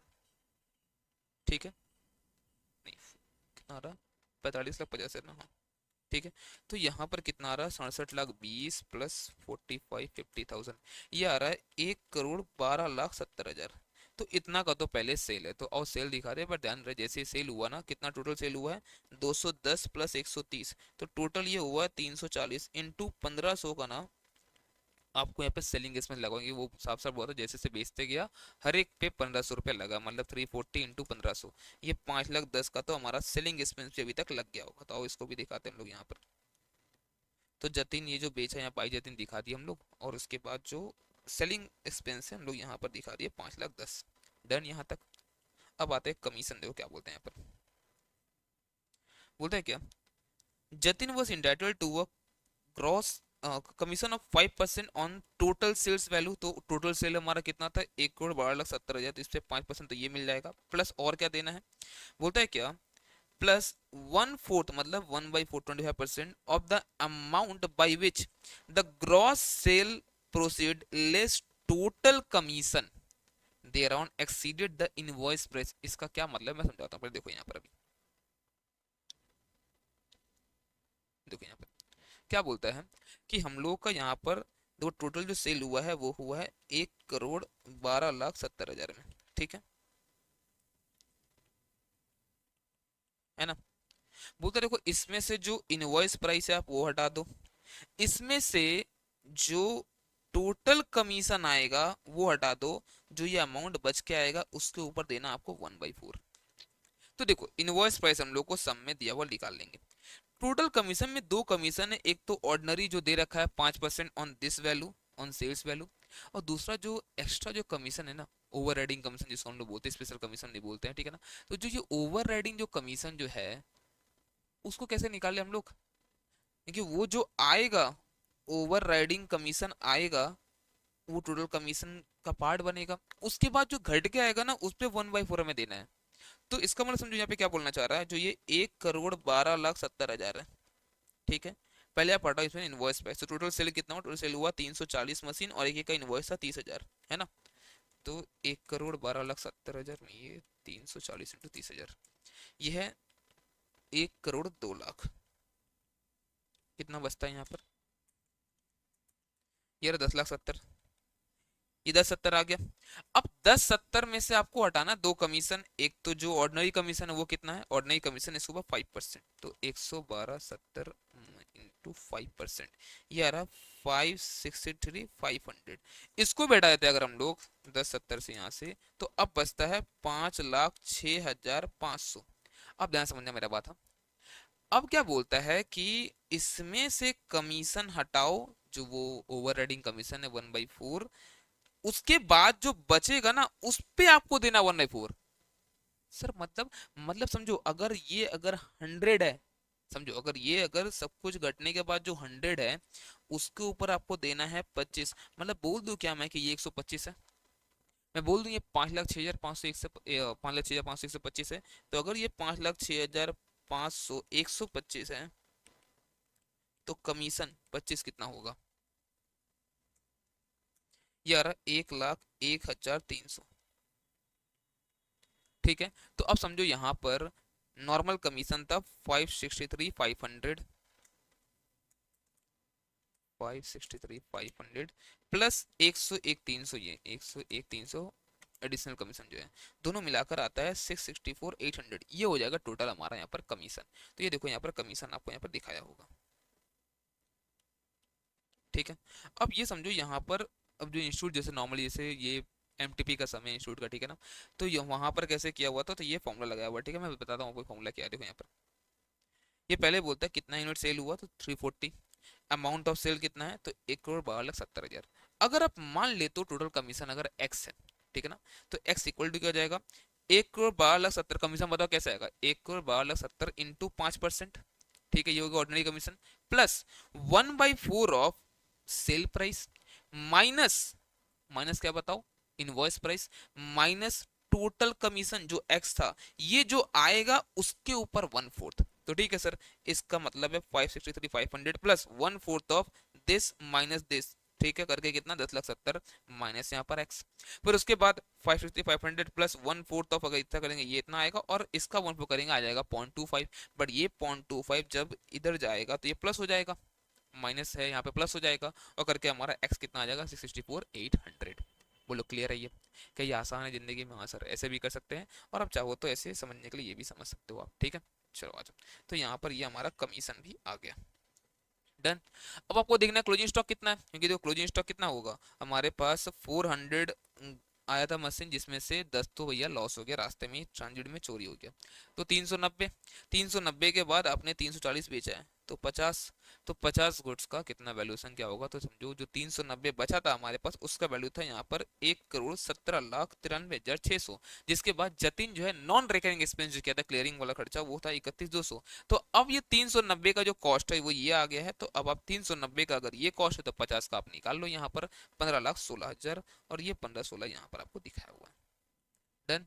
अब सब कुछ हो गया है, अब आपको यहाँ पर हटाना पड़ेगा, क्या बताओ, हटाना आपको यहाँ पर लोडिंग। तो यहाँ पर गुड सेंड हुआ था उस पर लोडिंग था, एबनॉर्मल लॉस हुआ उस पर लोडिंग है, और क्लोजिंग स्टॉक बचा उस पर लोडिंग है, ओपनिंग स्टॉक कुछ होता तो उस पर लोडिंग होता, बट यहाँ पर है नहीं। तो तीन चीज से हटाना हम लोग को, एक तो गुड्स सेंड कंसाइनमेंट, तो कितना लोडिंग होगा, 400 गुड्स है, 400 यहाँ पर मशीन है, इंटू एक एक पे 6,000 था, तो इंटू 6,000 करके यहाँ पर लोड हमने हटा दिया। ठीक है, एक एक पे 6,000 है, अब नॉर्मल लॉस हुआ है 10, तो 10 इंटू 6,000 कितना होगा बताओ, 60,000 रुपये यहाँ से भी हट जाएगा। और क्लोजिंग स्टॉक रिजर्व ये कितना है, तो यहाँ पर 50 यूनिट था, 50 में कहा ये रहा, 50 यूनिट था इसमें, इस पे एक एक पे अगर 6,000 हुआ तो ये 3 लाख हो जाएगा। डन क्या? ठीक है, बाकी हमारा आ गया प्रॉफिट, डाल देंगे जनरल पीएल में हम लोग। डन। चलो बढ़ते हैं हम लोग आगे। Next, mister Rana purchase a car on hire purchase system as on this date. The total cash price of the car जो है वो 4.5 लाख है, payable 90,000 down and 3 instalment of 1 lakh 170 150 18 460। देखो इससे आसान कुछ नहीं क्यों पता है, ये ना हमारा इंस्टीट्यूट का जो मटेरियल क्वेश्चन था ना, मटेरियल का जो न्यू मटेरियल था हमारा, उसका ही क्वेश्चन है, और ये हूबहू डेटा भी सेम है। ठीक है, तो ये 7 मार्क आपके लिए, ये समझ लो कि एक लॉटरी था और कुछ नहीं, बहुत आसान क्वेश्चन था ये। तो सबसे पहला 450 हमारा टोटल प्राइस है, इसमें 90 हमने डाउन दिया है, ठीक है ना, डाउन दिया तो उस पर कोई इंटरेस्ट होता नहीं है। लोन कितना का हुआ, लोन हुआ है 360 का। अब समझो अगर लोन 360 का अगर यहाँ पर हुआ है, तो अब इसके बाद आपको जो पहला साल है उस पर 10% का रेट यहाँ पर लगेगा इंटरेस्ट का, तो उसमें आपका इंटरेस्ट हो गया 36,000। यही तो आपका लोन का अमाउंट था इतना, 10%। अब अगर 170 आपने पेमेंट करा है, तो 170 में से इंटरेस्ट गया है 36, तो प्रिंसिपल कितना रिपे हो गया, 134। प्रिंसिपल रीपे हो गया। अब 360 का प्रिंसिपल ड्यू था, जो हमारा 134 रीपे हो गया। तो अब जो हमारा प्रिंसिपल बचा है वो बचा है 2,26,000 का। इसके ऊपर अब 10% लगेगा 22,600, आपने दिया 150, तो बाकी जो अमाउंट आ रहा है 127,400 आई थिंक आएगा, वो हमारा प्रिंसिपल रीपे हुआ। ऐसे लास्ट वाला करेंगे तो पूरा का पूरा हमारा कंप्लीट हो जाएगा। और देखते हैं सोल्यूशन यहाँ पे। देखो, तो जो हमारा यहाँ पर ओपनिंग बैलेंस था कैश पे 4.5 था, जिसमें हमने 90 दिया है, तो ये तो डाउन था, इसमें पूरा का पूरा प्रिंसिपल ये हमारा गया होगा, तो लोन हो गया समझ लो इसमें 360 का। अब जो हम लोग इसी ईयर के एंड में जो हम लोग पहला पेमेंट किए 360 में से 170 किए, जिसमें 36,000 का इंटरेस्ट, तो बाकी 134 हमारा प्रिंसिपल, 226 बच गया। अभी 226 में हम लोग नेक्स्ट टाइम क्या 150 दिए, बट उसमें से तो 22,600 का इंटरेस्ट होगा, तो 127,400 हमारा प्रिंसिपल गया। कितना बचा 98,600। अब 98,600 पे फिर से इंटरेस्ट लग गया हमारा कितना का 9860 का, तो बाकी जो दिए इसमें से हमारा प्रिंसिपल रीपे हो गया, पूरा हो गया कंप्लीट। तो हमें पूछा था खाली बताओ आप इंटरेस्ट कितना कितना है, तो हमने देखो अलग से यहाँ बता दिया, क्योंकि यहाँ पर हम पूछा था इंटरेस्ट, तो समझ लो ये वर्किंग है हमारा, और यहाँ पर हमने बता दिया कि कितना कितना इंटरेस्ट था हर एक इंस्टॉलमेंट में। ठीक है, इससे आसान कुछ नहीं होगा, पेपर में सबसे आसान क्वेश्चन मुझे यही दिखा था। ठीक है, देखो यहाँ पर और भी एक है 8B में आई थिंक था वो, प्रोविजन फॉर बैड डेट वाला क्वेश्चन एक। दो क्या बोलते हैं, Sohan is a small trader and does not maintain his books on double entry system. The details of his business are available as follows. Cash in hand 1,000, opening में कुछ नहीं था, क्लोजिंग में 1,000। बैंक बैलेंस हमारे पास पहले ओवरड्राफ्ट था और अब 40,000 हमारे पास बैंक बैलेंस है। ठीक है, डेटर्स हमारा इतना इतना है, सिंडिकेटर्स है, stock, investment, plant and furniture. ठीक है सर, तो सबसे पहला काम क्या होगा हमारा, स्टेटमेंट ऑफ अफेयर्स बना लेंगे हम लोग। ओपनिंग कैपिटल हमारा यहाँ से तो पहला बात निकल जाएगा, क्लोजिंग कैपिटल भी हमारा निकल जाएगा। तो एक बात देखो, जैसे हमारा ओपनिंग क्लोजिंग कैपिटल आ गया, तो क्या है फॉर्मूला लगाते हैं हम लोग, closing capital plus drawing less हम लोग करते हैं ओपनिंग कैपिटल, लेस हम लोग करते हैं एडिशनल कैपिटल, इससे हमारा आता है जीपी, माइनस सारा खर्चा करते हैं और कुछ इनकम वगैरह रहता है तो ऐड करते हैं हम लोग, करके आता है हमारा नेट प्रॉफिट। ठीक है, और पढ़ते क्या लिखा है, सोहन एड विड्रॉन 3 लाख रुपया ड्यूरिंग द ईयर, तो ड्रॉइंग है इसका ये, and he introduces fresh capital of 65,000 on 1 अक्टूबर 22, तो ये हो गया एक इसका एडिशनल कैपिटल 65 का, और एक ड्राइंग हो गया इसका 3 लाख का। प्रोविजन बनाना है 5% ऑन डेटर्स इज नेसेसरी, ठीक है कर देंगे हम लोग। तो यहाँ पर डेटर कितना है, डेटर है हमारे पास 8,80,000, इसका 5% आ जाएगा 44,000, तो इतना बनाना पड़ेगा पहला बात इसका provision. Write off depreciation on plant at date 15%, plant कितना है 2 लाख है, ये क्लोजिंग देखो यहाँ पर 2 लाख है, तो यहाँ पे 30,000 का हम लोग कर देंगे, और दोनों बराबर है तो बढ़िया है, वरना हम लोग को एवरेज करना पड़ता है। ठीक है, तो यहाँ पर 30,000 रुपये इसका हो गया डिप्रिसिएशन। ठीक है, फिर उसके बाद फर्नीचर पे करना 10%, 14,000 पे 10%, 1,400 रुपया। इंटरेस्ट ऑन ओपनिंग कैपिटल हम लोग को देना है, खाली ओपनिंग एडिशनल पर नहीं देना, ठीक, खाली ओपनिंग कितना था तो निकालने कितना आ रहा है उस पर हम लोग दे देंगे 10% का interest. The manager entitled to commission of 10% on net profit after charging such commission, मतलब उसका कमीशन चार्ज करने के बाद जो आएगा उस पर 10% देना, मतलब वही खेल हो गया ना फिर से 10/110, जो हम लोग वहां पे भी किए थे 25/125, वैसे यहाँ पर 10/110 कर देंगे। ठीक है, you are required to ascertain sons profit और loss for the year 31 March 23। अब देखो 14 नंबर के हिसाब से देखो ना, अगर जो नॉर्मली सिंगल एंट्री का जो मतलब बना हुआ ना एक इज्जत है कि सिंगल एंट्री नॉर्मली क्या होता है, बड़ा बड़ा क्वेश्चन इसका आता है और वो लेंदी होता, टाइम लेता है हमारा, बट अगर ये क्वेश्चन 14 मार्क के हिसाब से देखोगे तो बहुत सही था, अच्छा था भाई इसमें तो फिर। ठीक है, देखो यहाँ पर सबसे पहला काम क्या होगा हम लोगों का, सारा एसेट्स लायबिलिटी का हम लोग दिखा देंगे बैलेंस, ओपनिंग क्लोजिंग डेट हमारा दिया ही हुआ है उस हिसाब से बैठाना आपको, जिससे आपको कैपिटल मिल जाएगा ओपनिंग एंड क्लोजिंग। तो क्लोजिंग कैपिटल हमारा आ गया 1265, जिसमें हम लोग ड्रॉइंग्स को ऐड करेंगे, लेस करेंगे ओपनिंग कैपिटल, लेस करेंगे एडिशनल कैपिटल, तो ये सब कुछ करके हमारा जीपी आ जाएगा।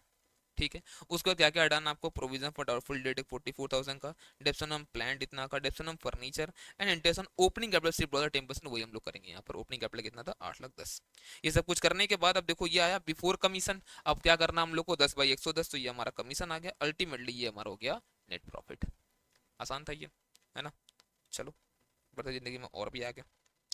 5 नंबर क्वेश्चन क्या बोलते हैं यहाँ पर, X Y and Z were partners sharing profit and losses in the ratio 3:2:1। The firm's balance sheet on this date was as follows. Creditor है कितना का 4,25,000, बिल्स पेएबल है 1,35,000, जनरल रिजर्व है इसको हम लोग बांट देंगे पार्टनर्स में, कैपिटल अकाउंट है एक्स वाई जेड का इतना। ठीक है सर, फिर बोलता है cash in hand 17,000, cash at bank 2,48,000, debtors 8,70,000, less provision for bad debt already बनाया हुआ है यहाँ पर 30,000 रुपया, फिर बिल्स रिसीवेबल है 1 पैसे का, स्टॉक इन डेट इतना, इन्वेस्टमेंट मार्केट वैल्यू इसका 4,10,000, और furniture and land and building. ठीक है sir, Y retired on 1st April 23 and it was agreed that he should be paid all his dues in full and that on that date। मतलब क्या, हम लोग कोई इसका लोन नहीं रखेंगे, पूरा पूरा पैसा हम लोग देके यहाँ पे हटाएंगे, ठीक है sir. For this purpose, goodwill was to be calculated on the basis of 4 years purchase of super profit। तो पहले अब गुडविल निकालना पड़ेगा हम लोग को। तो बोलता है देखो एवरेज कैपिटल एम्प्लॉयड जो बिजनेस में वो है 26 लाख 10 का। तो 26 10 तो हमारा एवरेज कैपिटल एम्प्लॉयड है, ठीक है सर। नेट प्रॉफिट हुआ है जो हमारा पास्ट 3 इयर्स का, वो है 6 लाख 30, 5 लाख 40 और 6 लाख 75। तो देखते कितना, 6 लाख 30, 5 लाख 40 और 6 लाख 75, तीनों अगर जोड़ते हम लोग ये आता है 18 लाख 45। इसको एवरेज करना है, 6 लाख 15 आ जाएगा ये। तो 6 लाख 15। बट बोलता है देखो यहाँ पर जो रिस्क इन्वॉल्व है ना, अगर देखो अब यहाँ पे तो 10% है, हम 10% तो हम लोग का यहाँ पर इतना कमाई होता है, जो फिलहाल जो अभी जिस बिजनेस में हम लोग कर रहे हैं वहाँ पर 10% कमाई चल रहा है, ठीक है। तो फेयर रेमुनेशन जो है to the partners for the services 1 lakh 20 पर annum। अब देखो यहाँ पर ईच पार्टनर नहीं बोला है, तो हम लोग ये मानेंगे कि ये वैसा बताओ ये हमारा तीनों पार्टनर मिला के, तो यहाँ पर जो प्रॉफिट हमने कमाया उसमें हटाना पड़ता हम लोग को ये। तो ठीक है सर, हटा देंगे 6 लाख 15 माइनस 1 लाख 20, 4 लाख 95। तो ये 4 लाख 95 ये हम लोगों का एवरेज प्रॉफिट है। और नॉर्मल प्रॉफिट इसमें कितना है, तो 26 लाख 10 का 10%, 2 लाख 61,000। तो यहाँ पर समझो 4 लाख 95 माइनस 2 लाख 61, ये करके कितना आ रहा है, 2 लाख 34,000। 234 हमारा क्या यहाँ पर सुपर प्रॉफिट है। और हमें क्या बोला था, हम लोगों को 4 ईयर का परचेज करना है, तो इंटू 4 कर दो ना भाई। इंटू 4 कितना आता है, 9 लाख 36। तो पहला बात तो हमारा गुडविल इतना आ गया, ठीक है। तो देखो गुडविल हम लोग यहाँ पे कैलकुलेट किए होंगे, हम लोग यहाँ पर दिख रहा है 9 लाख 36, ठीक है। और अब देखो यहाँ पर ना हमें क्वेश्चन पूछा है इस तरह से, इस देखो क्या, अगर आप क्वेश्चन पूछा बोलता है कैलकुलेट करो वैल्यू ऑफ गुडविल एंड आपको बताना उसका ट्रीटमेंट क्या होगा। तो ट्रीटमेंट क्या होगा यहाँ पर हम लोगों का, कि जा रहा है यहाँ पर वाई, तो वाई अपना हिस्सा मांगेगा। वाई का हिस्सा कितना था, वाई का हिस्सा था 3/1 था शायद, यस। तो 3/1 मतलब 3 + 2 + 1 मतलब 2/6। तो अपना वो 936 में से 2/6 वो मांगेगा, है ना, जो आ रहा 3 लाख 12। अब इसको 3 लाख 12 कौन देगा, इसको 3 लाख 12 देगा जो रिमेनिंग पार्टनर है इन द गेनिंग रेशियो। तो यहाँ पर देखो क्या सम में कहीं पे न्यू रेशियो मेंशन किया है क्या, तो देखो सम में यहाँ पर ना न्यू रेशियो मेंशन कर दिया है 5:3। और ये 5:3 इन लोगों के बीच देखो सेम नहीं है, इन लोगों का पहले था 3:1। तो इसका मतलब आपको गेनिंग निकालना पड़ेगा। कैसे निकालेंगे हम लोग, न्यू माइनस ओल्ड करके हम लोग निकालेंगे। तो आप अगर देखो यहाँ पर निकाला हुआ तो होगा,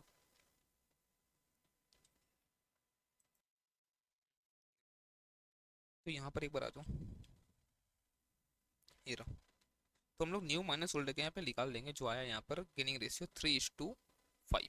तो अब जो 3:5 है इसी में ये लोग को देना पड़ेगा। तो यहाँ पर देखो कितना क्या आ रहा है, तो ये 3 लाख 12 को 3:5 में ये लोग दे देगा, किसको, वाई को, एक्स और जेड। ठीक है सर, ये पूछा था हम लोगों से। डन, बढ़ते आगे। फिर अब देखो क्या बोलता है, स्टॉक एंड फर्नीचर हम लोगों को डिप्रिसिएट करना है, ठीक है। स्टॉक एंड फर्नीचर हम लोग को डिप्रिसिएट करना है कितना पे, 10% से। तो स्टॉक कितना है यहाँ पर, तो स्टॉक है हमारे पास 3 लाख 15, तो ये 31,500 से ये कट जाएगा। एंड फर्नीचर 4 लाख 20 है, तो ये 42,000 से हमारा ये कट जाएगा। तो ये एसेट्स घटा दोनों का दोनों। फिर बोलता है अ प्रोविजन ऑफ 5% ऑन डेटा to be created for the doubtful debts. तो अब देखो यहाँ पर हमारे पास ऑलरेडी कितना प्रोविजन बना, 30 बना हुआ है। 870 हमारा ओरिजिनल डेटर, इस पे चेक करेंगे क्योंकि जब तक बैड डेट एक्चुअल में नहीं हो तब तक डेटर हमारा घटता नहीं है। तो 870 पे कितना 5% कितना होता है, 43,500। ऑलरेडी 30 बनाया हुआ है, कितना नया बनाना पड़ेगा, तो 13,500। तो नया 13,500 बनाना है, हम लोग बना देंगे प्रोविजन इस पे, ठीक है। और एक 18,000 बोलता है to be created against bill discounted हम लोग को, और एक हम लोगों को लाइबिलिटी, जैसे मान लो कोई बिल डिस्काउंट कराएंगे हमें लग रहा है कि पैसा देना पड़ सकता है हमें आगे चल के, तो 18,000 रुपये इसका भी एक लाइबिलिटी हम लोग को बनाना पड़ेगा, मतलब ये भी हमारा रिवोल्यूशन लॉस ही करेगा। तो ये तक अभी तक रिवोल्यूशन लॉस ही हुआ यहाँ तक। फिर बोलता है value of land and building को बढ़ाना है इतना से, तो 235, ये एक प्रॉफिट हो गया हम लोग का। इन्वेस्टमेंट को लाना हम लोग को मार्केट वैल्यू पे, तो यहाँ पर इन्वेस्टमेंट है कितना, है 3,75 और मार्केट वैल्यू है 4,10, मतलब 35,000 से बढ़ जाएगा। तो ये भी एक प्रॉफिट, मतलब प्रॉफिट कितना दिख गया हम लोग को, 235 + 35, मतलब अभी तक 270 का बेनिफिट तो हुआ है, और बाकी ऊपर जो लॉस था। But due to revaluation the value of asset liability are not to be altered. बोलता है देखो रिवैल्यूएशन वगैरह करना, बट ना एसेट्स लाइबिलिटी को आप ऑल्टर मत करना, आप चेंज यहाँ पर मत करना। इसका मतलब क्या करना पता हम लोग को, मेमोरेंडम रिवोल्यूशन बनाते थे हम लोग, ठीक है। तो यहाँ पर देख लेंगे कितना क्या प्रॉफिट लॉस आ रहा है। और हम लोग करते क्या थे, अगर याद आपको होगा, अगर यहाँ पे क्या करते थे बताओ, हम लोग यहाँ बनाते थे मेमोरेंडम रिवोल्यूशन, ठीक है। जो जो हम लोग मान लो डेबिट से, मान लो हमने प्लान डेबिट किए, यहाँ पर हम लोग स्टॉक डेबिट किए, और जो भी प्रॉफिट लॉस आता था सब कुछ करने के बाद ये हम लोग बांटते थे ओल्ड पार्टनर ओल्ड रेशियो। फिर उसके बाद हम लोग सबको रिवर्स करते थे बाई, ठीक है। ये जितना था ये प्लान स्टॉक, अब जो यहाँ पे था उसको हम लोग रिवर्स यहाँ टू में गए, तो क्या होगा एसेट्स बताओ, यहाँ पे जैसे मान लो 50,000 का प्लान था, एक बार आपने 5,000 घटाया, दूसरा बार आपने 5,000 बढ़ा दिया, तो अल्टीमेटली तो भैया 50 ही रह गया ना ये। तो वही किया हम लोग और कुछ नहीं, मतलब एसेट लायबिलिटी चेंज नहीं हुआ। बस क्या हुआ पता है कि जो प्रॉफिट लॉस था वो डिस्ट्रीब्यूशन सही से हो गया, ठीक है। मतलब जो पार्टनर जा रहा है, जो जैसे वाई है, उसको उसका अपना हिस्सा आइदर प्रॉफिट और लॉस जिसका भी जो भी रहेगा उतना उसको मिल गया, ठीक है। तो यहाँ पर पता एक और तरीका क्या है कि आप ना एक बार निकाल लो कितना रिवोल्यूशन का प्रॉफिट लॉस होता है, नेट में आप निकाल लो। और वो निकालने के बाद ना, वो निकालने के बाद आप गेनिंग रेशियो में आप उसको दे दो, अल्टीमेटली वही आएगा कि आप कर क्या रहे हो। देखो आपको न्यू से आप वहां पर रिवर्स कर रहे हो, और ओल्ड में ऑलरेडी आप कर रखे थे, तो अल्टीमेटली तो वही हुआ गेनिंग ना। तो इसका मतलब क्या है पता है, जितना भी वाई का जो शेयर आता है वो देख लो रिवर्स में प्रॉफिट लॉस का, उसको गेनिंग में आप दे देना। 3:5 पे 5 कितना आया था अपना गेनिंग, कुछ आया था 3:5 ऐसे कुछ ना, कहाँ गया, अरे भाई कहाँ चला गया, ये रहा 3:5, इसी में दे देना आप, ठीक है। अच्छा, तो क्या बोलते हैं यहाँ पर, अपना सेकंड क्वेश्चन जो क्या था, कैलकुलेट करो प्रॉफिट और loss on revolution of asset and liabilities and so it's adjustment among the partners. तो अब हम लोग यहाँ बात कर ही लिए सब कुछ, प्रॉफिट लॉस हम लोग देखते हैं क्या क्या यहाँ पर है।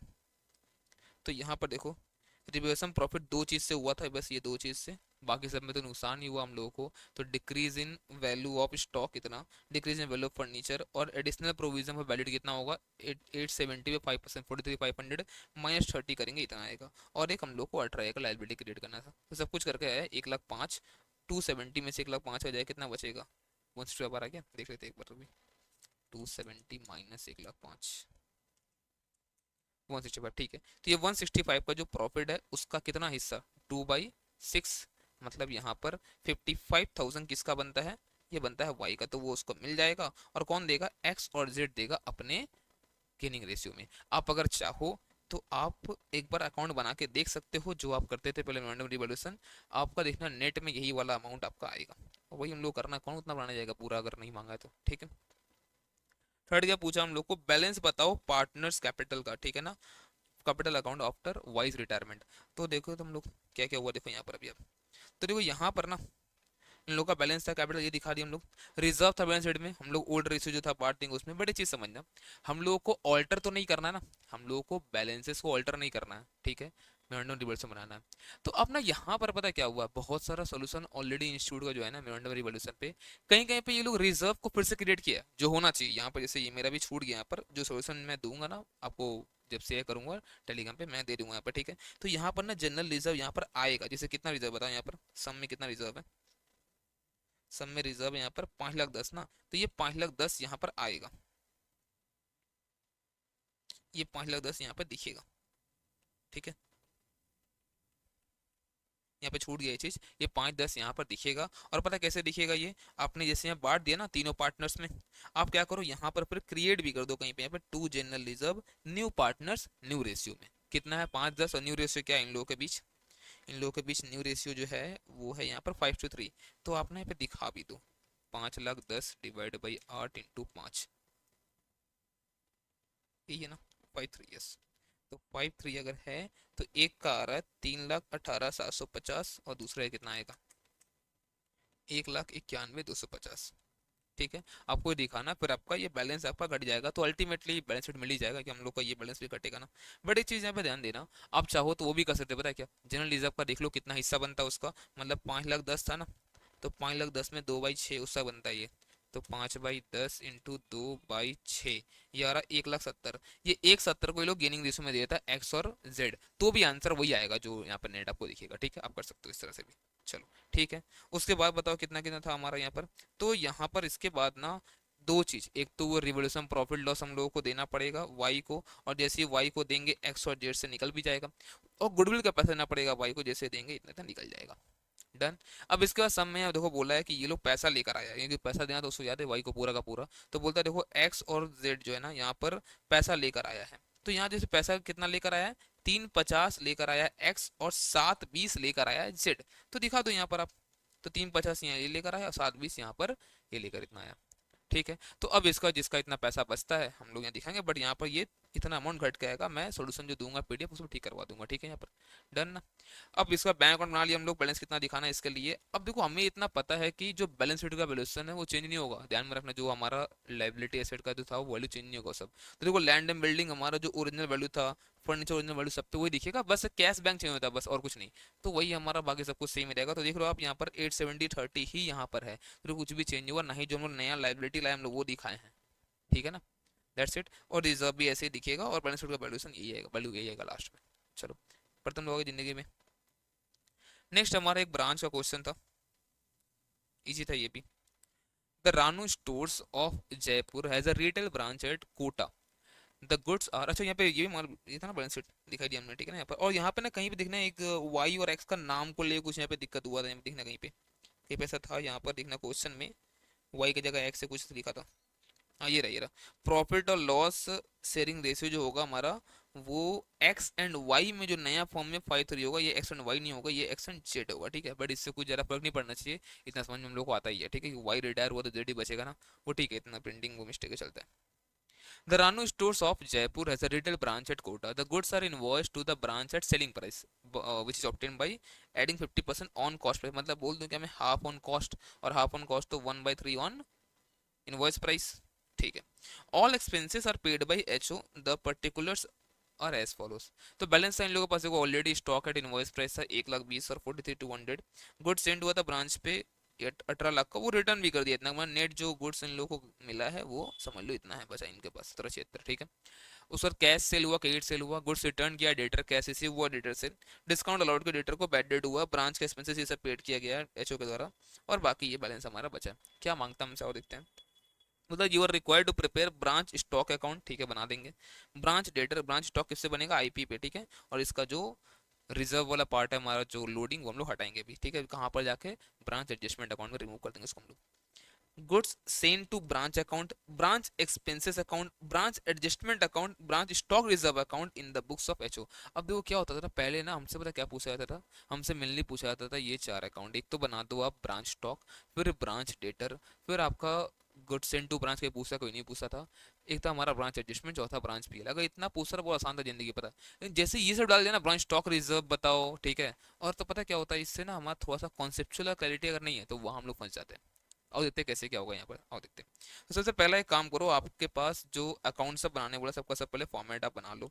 ठीक है, आपने किया होगा ऐसा, branch stock, branch debtor, good send to branch, branch expense, branch adjustment और ब्रांच स्टॉक रिजर्व अकाउंट। और भाई इतना था ना तो एक ब्रांच पीएल पूछ ही लेता भाई, है ना, कितना क्यों छोड़ा समझ में नहीं, मुझे नहीं है जब इतना पूछा ही था। सबसे पहला काम क्या होगा, हम लोग दो बैलेंस अपने को दिया था, है ना, एक तो ब्रांच स्टॉक का, दूसरा ब्रांच डेटर का, पहले आप वो दोनों दिखा दो। तो ब्रांच स्टॉक हमारा 1,20 का था, और ये था 43,200। बट देखो हमें पता है कि ये 1,20 में लोडिंग पार्ट भी है, तो कितना होगा वो, 1,20 का 1/, ये तो इनवॉइस प्राइस है ना, तो 40,000 रुपया। तो ये इसका मतलब जो स्टॉक रिजर्व जो अकाउंट होगा ना, वहां पर भी 40,000 का ओपनिंग बैलेंस आपको दिखेगा, बाई बैलेंस बीडी। समझ में आ रहा है क्या।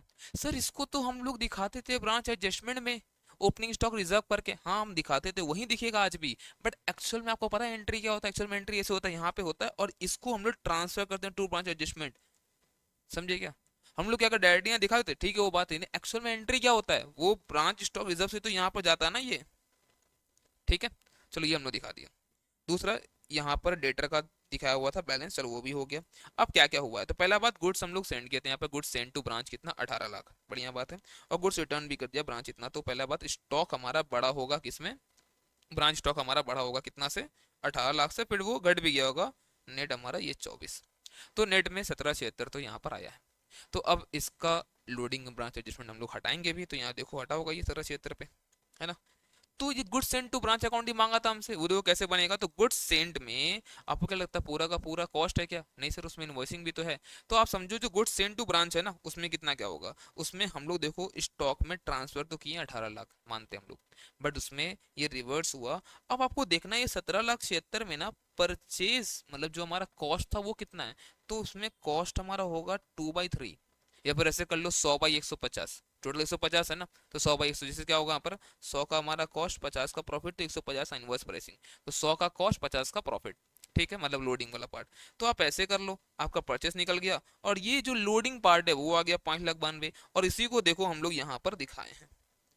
तो अल्टीमेटली हमारा ये अकाउंट हो गया कंप्लीट, ठीक है। तो ब्रांच स्टॉक में चला गया 18 लाख, डन सर, और यहाँ पे हटा भी दिया इसको हम लोग, बढ़िया। आगे आते हैं और क्या हुआ, तो डन ये सब। कैश सेल हुआ है 72, क्रेडिट सेल हुआ है 16/32, तो दोनों ही से हमारा स्टॉक घट जाएगा, कैश सेल क्रेडिट सेल से, और क्रेडिट सेल हमारा डेटर में भी दिखेगा, तो हमारा स्टॉक दोनों से घटा होगा, ठीक है। और ये क्रेडिट सेल डेटर में गया होगा यहाँ पर, और दिखाते हैं हम लोग, डन। चलो नेक्स्ट, गुड्स रिटर्न किया है डेटर, तो 12,000 से डेटर घटा होगा, पर ध्यान देना जैसे रिटर्न किया ब्रांच स्टॉक भी तो बढ़ गया होगा, और कैश इसे हुआ डेटर से 15,60,000, तो ठीक है सर। तो देखो यहाँ पर रिटर्न और ये 15,60,000 का कैश जो मिला है, तो यहाँ से हमारा 12 का स्टॉक फिर से बढ़ा भी तो होगा, ठीक है सर, बढ़ा मानते हैं, सही है। उस पर आगे बढ़ते जिंदगी में, यहाँ पर फिर क्या हुआ है, डिस्काउंट अलाउ किए डेटर को 12,000, बैड डेट हुआ है 2,400, और बाकी ये सब खर्चा है। तो देखो ये दोनों तो डेटर्स में जाएगा ही जाएगा, ठीक है, बट दोनों ये एक्सपेंस में भी जाएगा, ब्रांच एक्सपेंस में, ठीक है ना।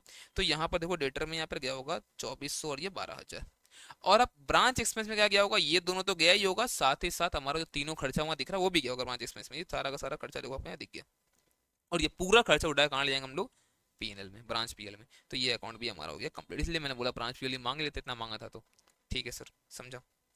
अब उसका बोलता है ये दोनों का इतना इतना हमारा यहाँ पर बैलेंस बचा हुआ है, तो 199,200 यहाँ पर इसका बैलेंस है, और डेटर्स का बैलेंस हमारे पास इतना, तो डेटर अकाउंट मैच कर जा रहा, दोनों आप मिलाओगे मैच कर जाएगा, ठीक है।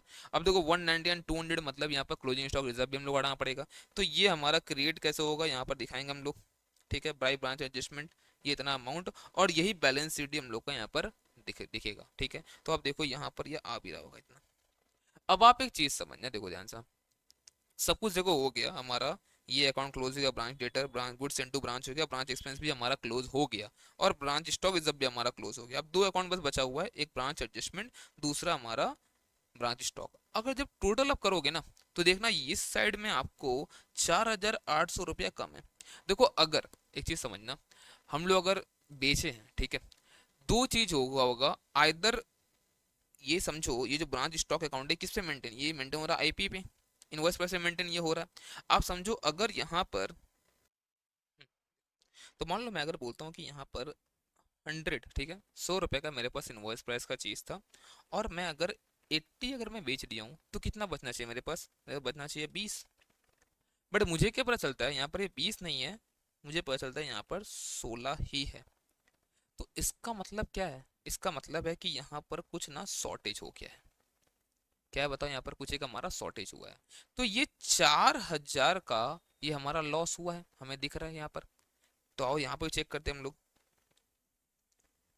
देखो यहाँ पर ध्यान से, देखो हमारे पास जो स्टॉक था वो था पहले 1,20,000, फिर था 18,000, 18 लाख, और ये यहाँ पे 12,000, मतलब टोटल कितना होता है 19,32,000। और अगर हम लोग लेस करने जाते हैं इन सब को देखो कितना यहाँ पर, ये 24,000, ये 72, कितना होता है, दोनों हटाओ 96, फिर 16,32,000, तो इतना के बाद बचना चाहिए, ये तो अभी नहीं है, छोड़ दो, अभी तो निकालेंगे हम लोग, बचना चाहिए 2,04,000। कितना बच रहा है यहाँ पर, यहाँ बच रहा है 1,99,200, तो 1,99,200, ये आ रहा 4,800। अब 4,800 शॉर्टेज है, क्या ये पूरा का पूरा आपको लग रहा लॉस है? हाँ सर 4,800 लॉस हुआ, नहीं, आपने तो लोडिंग ऐड किया ना इसमें, तो आप तो ऐड करके रखे हो। अच्छा हाँ सर ऐसा है क्या, बोला हाँ, तो 4,800 का 1/3, अच्छा 1,600 लोडिंग है, और एक्चुअल लॉस 3,200 हो चुका है। तो हम लोग को यहाँ पे ब्रेक करके दिखाना पड़ता है, चाहो तो आप पूरा एक साथ दिखा लो चलेगा, बट ब्रेक करके दिखाओ तो अच्छा है। तो यहाँ पर देखो शॉर्टेज का ब्रांच एडजस्टमेंट में हम लोग को करना पड़ेगा लोडिंग वाला पार्ट इतना, और ये एक्चुअल में हमारा लॉस है क्या 3,200, बोलो क्लियर है यहाँ तक, ठीक है। अब हम लोग देखते हैं ब्रांच एडजस्टमेंट, ये अकाउंट हो गया हमारा क्लोज, अब वही बचा एक ब्रांच एडजस्टमेंट। अब तो ब्रांच स्टेटमेंट देखो क्या हुआ यहाँ पर, हम लोग क्या बोलते हैं कि हमारे पास ओपनिंग रिजर्व था 40 और 592 इस साल आया, मतलब हम लोग को लग रहा था, दोनों को ऐड करो अगर, 6,32,000 का हमारा हो जाएगा इनकम इस बार, हम लोग ऐसा सोच रहे थे। बट क्या हुआ, क्या दिखा हम लोगों को, हम लोग को ये दिखा कि अभी तो इतना का बिका ही नहीं है, तो अच्छा इतना प्रॉफिट नहीं अचीव हुआ, छोड़ दो। कितना हुआ, सॉरी 66,400, और ये इतना का तो लॉस ही हो गया अलग से, तो अच्छा ये भी नहीं हुआ कि हटा दो। तो बाकी मैं बोल देता हूँ ग्रॉस प्रॉफिट हमारा इतना हुआ है 564। अब देखो इसलिए मैं बोल रहा था कि पीएल मांग लेता, 564 ये आ ही गया हमारा जीपी, इसमें हम लोग सारा का सारा खर्चा हम लोग हटा देते, और जो ऊपर का 32-16 हटा देते तो हमारा नेट प्रॉफिट आ जाता हमारा। ठीक है, बट ठीक है चलो, नहीं पूछा आपके लिए अच्छा क्या है कि एग्जाम में एक थोड़ा कम बनाना पड़ा आपको, और कुछ नहीं। चलो देखते हैं हम लोग नेक्स्ट, बी।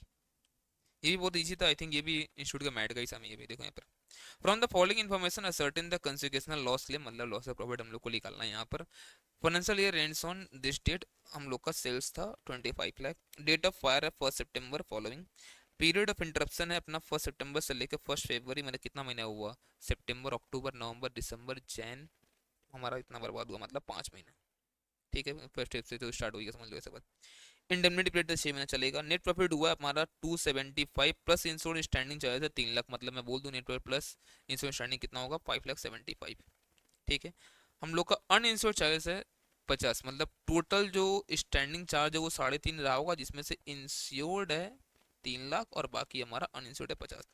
पॉलिसी ले रखे हम लोग 6,16,000 का। स्टैंडर्ड टर्नओवर है कॉरस्पॉन्डिंग मंथ्स का हमारा, जो देखो अगर तो लास्ट ईयर में 7,50,000। ठीक है सर, टर्नओवर हुआ एक्चुअल 2,25,000, अगर कोई ट्रेंड नहीं हुआ तो दिस माइनस दिस हमारा शॉर्ट सेल आ जाएगा। एनुअल टर्नओवर है 12 महीने प्रीसीडिंग द फायर, मतलब ये हम लोगों का जहां लगा उससे 12, एनुअल टर्नओवर है 28 लाख, कुछ नहीं बोला तो हम लोग मानेंगे यही एडजस्टेड एनुअल टर्नओवर है, बट ट्रेंड रहा तो उसमें एडजस्ट कर देंगे हम लोग। इनकर्ड एडिशनल एक्सपेंसेस 50,000 रुपया with saving of insured expenses, इतना ठीक है। Reduce turnover avoiding through additional expense 1,50,000, मतलब अगर ये खर्चा नहीं करते हम लोग तो एक पैसा सेल नहीं होता। ठीक है, बढ़िया चीज़ है। स्पेशल सर्कमस्टांसेस क्लॉज स्टेबिलिटी क्या किया कि इंक्रीज इन टर्नओवर, मतलब हम लोग ऐसा मान रहे हैं कि स्टैंडर्ड एंड एनुअल दोनों ही टर्नओवर में इंक्रीज हमारा 10% होगा, एंड जो हमारा रेट ऑफ जीपी उसमें 2% का हमारा इंक्रीमेंट हम लोग को देखने मिलेगा। तो अब देखो यहाँ पे हमें करना, हमें निकालना है कंसिक्वेशनल लॉस, तो दो चीज़ का हमें यहाँ पर लॉस क्लेम करना होता है, एक तो जीपी ऑन शॉर्ट सेल,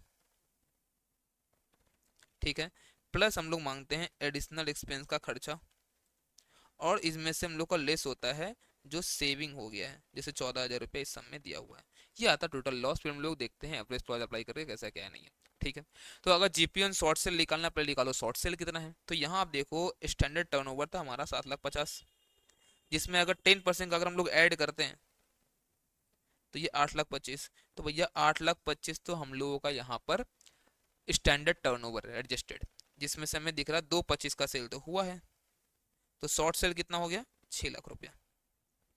ठीक है, जीपी कैसे आता है, net profit plus insured standing charges divided by जो हमारा यहाँ पे सेल्स है, तो सेल है 25 lakh, net profit stone standing मतलब कितना 2,75,000 plus 3 lakh, 5,75,000 divide by 25 lakh, वो कितना होता है 23%, तो 23% कैसे आया बताओ, ये आया हमारा 5,75,000 डिवाइड बाई 25 लाख, तो 23, और यहाँ पर 2% हम लोगों को ऐड भी करना पड़ेगा ट्रेंड के हिसाब से, तो 25, तो 25%।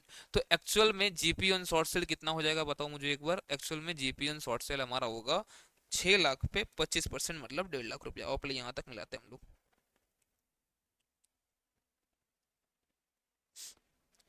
तो कैलकुलेशन ऑफ शॉर्ट सेल्स दिख रही है 6 लाख रुपया, और जीपी परसेंटेज आ गया 25, तो ये हमारा इतना तक आ गया।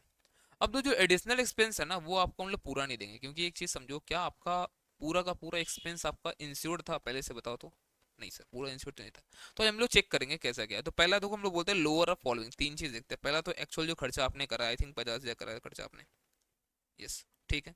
दूसरा बोलते हैं कि आप ना देखो पहले आप कितना हमारा लॉस आप कवर कर दिए, तो एक चीज समझो, आपने 1,50 का एडिशनल सेल करा उस एक्सपेंस की वजह से, तो इसका मतलब 25% उस पर हम उस पर बचा दिया आपने, हमारा 1,25 का कितना होता है 25%, 37,500। तो ये, और तीसरा हमें देखना पड़ता है, एवरेज करेंगे हम लोग कि आपने कितना खर्चा आपका इंश्योर्ड था और अभी आपने एक्चुअल कितना खर्चा किया। तो देखो आपके पास जो NP plus insured standing charges था, और अगर टोटल देखो एनपी प्लस टोटल खर्चा था आपका 3,50,000, तो इसी एवरेज में इंटू 50 करके हम लोग का देखेंगे आपको कितना आपने इंश्योर्ड खर्चा इसमें से आपका है। तो यहाँ पे देखेगा हम लोग जो लोअर आएगा, यहाँ पे कितना आ रहा है 37,500, तो हम लोग क्या बोलेंगे आपको लोअर ये आपको यहाँ पर मिल जाएगा 37,500। ठीक है, तो टोटल दो चीज मांगेंगे, 1,50,000 प्लस 500 कितना 187,500 माइनस 14 करना पड़ेगा जो सेविंग हमारा हुआ है। तो ये करने के बाद इतना का लॉस हुआ। अब हम लोग क्या बोलते हैं, देखो आपको पॉलिसी लेना चाहिए जीपी ऑन एएटी, इतना का आपको लेना चाहिए पॉलिसी। आपका एएटी कितना है, एडजस्टेड एनुअल टर्नओवर आपका कितना है, तो एनुअल टर्नओवर 28 लाख, इसमें हम लोग एडजस्टेड मतलब 10% का एडिशनल यहाँ पर हम लोग को ऐड करना पड़ेगा ट्रेंड के हिसाब से। मतलब हमारा जो जीपी ऑन एएटी है वो 30,80,000 इंटू 25%, 30,80,000 इंटू 25% जो आ रहा 7,70,000। आपको पॉलिसी लेना चाहिए था 7,70,000 का, आपने कितना ले रखा है 6,16,000। Up under insured average toll लगेगा और करने के बाद ये हमारा एक्चुअल में हम लोग दे देंगे इतना अमाउंट आपको। डन क्या? चलो नेक्स्ट। अब ये एक हमारा अकाउंटिंग स्टैंडर्ड का क्वेश्चन था AS1। देखते हैं यहाँ पर बोलता Rukmani limited had made a right issue of shares in 2022। In the offer document to its member it had projected a surplus of 60 crore. उन लोगों ने बोला था 60 करोड़ तक का प्रॉफिट तो हमारा हो जाएगा during the accounting and on 31 March 23। The draft result for the year prepared on the head followed accounting policies and presented for the pursual of the board of directors showed a deficit of 15 crore. हमें दिख रहा है 15 करोड़ का deficit आ रहा है भाई, जो हम लोग अभी तक जो पॉलिसी अपना फॉलो कर उस हिसाब से। ठीक है, देखते हैं। फिर बोलता है board in consultation with the managing director, ये बोलता है कि ये सब चीज़ हमें करना है ऑन द फॉलोइंग। क्या क्या बोलता है, value year and inventory at works cost. बोलता है एक काम करो, ईयर एंड इन्वेंट्री को वर्स्ट कॉस्ट पे वैल्यू करो, जो पहले वैल्यू होता था कितना प्राइम कॉस्ट पे। अब देखो आपको ही पता है प्राइम कॉस्ट में क्या आता है, खाली हमारा आता है एक तो मटेरियल, डायरेक्ट मटेरियल जो था रॉ मटेरियल कंज्यूम, फिर हमारा आता है जो डायरेक्ट लेबर है वेजेस, प्रोडक्टिव वेजेस को बोलते हैं, और डायरेक्ट एक्सपेंसेस, ये तीन चीज आता है। बट अगर वर्स्ट कॉस्ट आप बात करते हो उसमें फैक्ट्री ओवरहेड फिर ऐड होता है, एल लेस करते हैं हम लोग अपना ओपनिंग क्लोजिंग WIP और लेस करते हैं स्क्रैप सेल, कुछ भी करेंगे हम लोग का फैक्ट्री ओवरहेड ऐड होने की वजह से हमारा वर्स्ट कॉस्ट तो बढ़ ही जाएगा। जिसके वजह से बताओ क्या हो रहा है यहाँ पर, जिसके वजह से हम लोग का यहाँ पर वर्स्ट कॉस्ट अगर मेंटेन पे अगर वैल्यू करेंगे हमारा क्लोजिंग स्टॉक ज्यादा आएगा। तो दिख रहा है 75 करोड़ से हमारा यहाँ पर दिखेगा क्लोजिंग स्टॉक, जो पहले दिख रहा था 45, तो 30 करोड़ बढ़ गया ना, तो प्रॉफिट 30 करोड़ में क्लोजिंग स्टॉक बढ़ गया। आप सोचो अगर ध्यान दो, अगर आप यहाँ पे जीपी अगर आप यहाँ पे कैसे आता है, आप क्लोजिंग स्टॉक देते हैं यहाँ पर ना, तो 45 नहीं होके 75 वो 30 करोड़ से बढ़ गया आपका, तो यहाँ पर 30 करोड़ से बढ़ पड़ा है। ठीक है, not to provide for after sale expenses during the warranty period till the last year provision at 2% of the sales used to be made under the concept of matching of cost against revenue and actual expenses used to be charged against the provision. The board now decided to account for the expenses as and when actually incurred sales during the इतना देखो हम लोग क्या करते हैं, provision हम लोग को बनाते हैं, मतलब हमने मान लो आज सेल करा है, तो हो सकता है आफ्टर सेल एक्सपेंस मान लो वारंटी अभी 9 मंथ्स का 6 मंथ का या फिर 1 साल कुछ का है, तो हमें लगता है कि यहाँ पर आ सकता है खर्चा, तो प्रोविजन बनाते हैं हम लोग। अब तो प्रोविजन 2% बनाते थे हम लोग, 1% बनाने लगे या 3% बनाने लगे, ये चेंज इन पॉलिसी नहीं होता, चेंज इन एस्टिमेट्स होता है। बट प्रोविजन बनाते थे और बंद कर दिया बनाना, या फिर नहीं बनाते थे पहले अब बनाने लगे, ये हमारा चेंज इन पॉलिसी होता है कि प्रोविजन बनाना या नहीं बनाना। तो प्रोविजन बनाना या नहीं बनाना ये चेंज इन पॉलिसी है अगर चेंज करते हैं तो, लेकिन कितना बनाना वो एस्टिमेट से। बट यहाँ बोलता बनाना ही नहीं है, तो यहाँ पर समझो 900 करोड़ का 2% मतलब भैया 18 करोड़ रुपया। यहाँ पर अगर खर्चा नहीं दिखाओगे, प्रोविजन नहीं दिखाओगे, बढ़ जाएगा प्रॉफिट आपका, है ना। तो ये प्रॉफिट भी बढ़ेगा अल्टीमेटली, अभी तक 48 लाख का प्रॉफिट तो बढ़ चुका है। ठीक है, जो यहाँ पे लॉस था 15 करोड़ का, वो 48 का दिख के मतलब 33 का अभी नेट में आपको प्रॉफिट दिख रहा होगा इन दो की वजह से। ठीक है, provide for permanent fall in the value of investment on which fall at taken place over व first 5 years, the provision being इतना, तो हम लोग को 15 करोड़ का प्रोविजन बनाना, हम लोग को इन्वेस्टमेंट में हमारा वैल्यू गिरा हुआ कुछ नहीं, तो -15 हम लोग को यहाँ पे करना पड़ेगा। तो नेट में यहाँ पर देखो 18 का हमारा यहाँ पर, और मतलब 48 -15 ये 33 का हम लोग नेट में यहाँ पर हम लोग क्या किया बताओ, हम लोग बढ़ाए हैं, और 15 का लॉस था, तो अब 18 करोड़ का प्रॉफिट एटलीस्ट दिख रहा होगा ये सब कुछ करने के बाद। ठीक है, तो यहाँ बोलता है as chief accountant of the company you were asked by the managing director to draft the notes in accounts for the inclusion in annual report. आपको बताना है कि ये सब जैसे हमारा चेंज होता है ना, हम लोग को बताना पड़ता है सब चीज़। ठीक है ना, कि क्या हमने पॉलिसी चेंज किया उससे क्या इफेक्ट पड़ा, देखा कितना कितना इफेक्ट पड़ा, तो ये सब देखो AS1 के हिसाब से पूरा किया हुआ है। और पता सेम क्वेश्चन हमने AS में आया था, हमने भी कवर किया था आई थिंक यहाँ पर, और एक इसमें एडजस्टमेंट और था, यहाँ पे ABC है, वहाँ पर ABCD था वहाँ पर। ठीक है, चलो नेक्स्ट। अब तो ये तो एकदम थ्योरी क्वेश्चन था, आप आंसर देखना समझ में आ जाएगा, वहाँ से आपको छोड़ यहाँ पे ये भी थ्योरी पूरा। ओके, देखो नेक्स्ट क्वेश्चन 8 का B। तो कुछ एक बच्चों को ना लग रहा था यहाँ पर ना सर डेटा मिसिंग है, ठीक है, कुछ एक हम लोग कैसे क्या निकालेंगे, और देखते हैं क्या आप लोग सोच रहे थे और क्या यहाँ पर एक्चुअल में है, देखते हैं। On 31st December 22, Sunday debtors and provision for doubtful dates are 50,000 and 5,000 respectively। तो जो हमारा लास्ट ईयर मान लो बैलेंस शीट बना होगा, उसमें 50,000 का हमारा दिख रहा डेटर और 5,000 का दिख रहा हमारा बैड डेट का प्रोविजन, ठीक है सर। ड्यूरिंग द ईयर 23 3,000 रुपया bad debt and bad debt हुआ और वो राइट ऑफ हो भी गया 30/9/23 को, ठीक है सर, बढ़िया है। An amount of 400 was received on account of a debt which was written off as bad debt last year। तो हमारा लास्ट ईयर बैड डेट हुआ था और आज वो मिल गया है, ठीक है। तो 400 रुपये ये बैड डेट रिकवरी होगा, इसका प्रोविजन से कोई लेना देना नहीं है, इसको सीधे दिखाएंगे हम लोग पीएनएल में बाय बैड डेट रिकवरी, ठीक है। Debtors left was verified and it was found that Sunday debtors as on 31st December 23 stood in the books जो है 40,000, और ये 40,000 ना आफ्टर राइटिंग ऑफ दिस 3,000 होगा, क्योंकि ये देखो पहले राइट ऑफ हो चुका था और 31 दिसंबर 23 को दिख रहा 40,000 है, तो 3,000 राइट ऑफ हो चुका ऑलरेडी, ठीक है sir. Out of which customer mister X who owed 800 was to be written off as bad। अब तो ये दिक्कत हुआ यहाँ पर ना 800 रुपये और बैड डेट हो गया, मतलब जो एक्चुअल यहाँ तो आपको दिख रहा 40 ना, इसमें से 800 और गया, तो अब एक्चुअल में आपके पास इतना का डेटर बचा हुआ है, ठीक है sir. Prepare bad debt account, provision for doubtful debt account, assuming that same percentage should be maintained for provision for doubtful debt as it was on 31st December 22। अब भाई देखो ये तो एकदम आसान ही था, क्योंकि यहाँ पर देखो 50,000 लास्ट ईयर था और 5,000 बनाया था, मैं बोल दूं क्या कि 10% का प्रोविजन मेंटेन हो रहा है यहाँ पर, हाँ मैं बोल दूं 10% प्रोविजन यहाँ मेंटेन हो रहा है, ठीक है, पहला चीज है। दूसरा क्या बोलता हम लोग से, so the profit and loss account abstract for the year इतना एंड बैलेंस शीट भी हम लोग को दिखाना चाहिए, ठीक है, हम लोग ये करके बनाते हैं हम लोग सबसे पहला। तो देखो यहाँ पर ऑलरेडी जो राइट ऑफ हो चुका होगा, जो राइट ऑफ ऑलरेडी जो हो चुका होगा यहाँ पे, ठीक है, बैड डेट, वो टू बैलेंस बीडी दिखा देंगे हम लोग इतना में कि बैड डेट का एंट्री देखो पहले हुआ होगा, bad debt account debit to debtors, ये पहले हो चुका होगा ऑलरेडी, तो ये हम लोग इसलिए दिखाते हैं टू बैलेंस बीडी। और जो अभी जो बजट हुआ उसको दिखाना टू डेटर हमारा 800, तो 3,800 डाल दें हम लोग प्रोविजन में। अब देखो हमारे पास ऑलरेडी 5,000 का प्रोविजन बना था, 3,800 तो हमारे पास से गया, कितना बचा हमारे पास, बचा है 1,200। और हमको रखना कितना प्रोविजन, तो देखो हमारे पास 39,200 का डेटर्स है, जिसका 10% हम लोग को मेंटेन करना, मतलब 3,920। हमारे पास कितना ऑलरेडी पड़ा हुआ है 1,200, तो हम अगर पीएनएल से 2,720 अगर निकाल ले हमारा काम हो जाएगा, ठीक है ना। तो वही देखो यहाँ पर किया हुआ है। अब पीएल का एक्सेट दिखर क्या दो चीज आएगा उसमें, कितना हम लोग प्रोविजन यहाँ से बनाए हैं और एक बेडेड का रिकवरी हुआ था वो दिखाना पड़ेगा।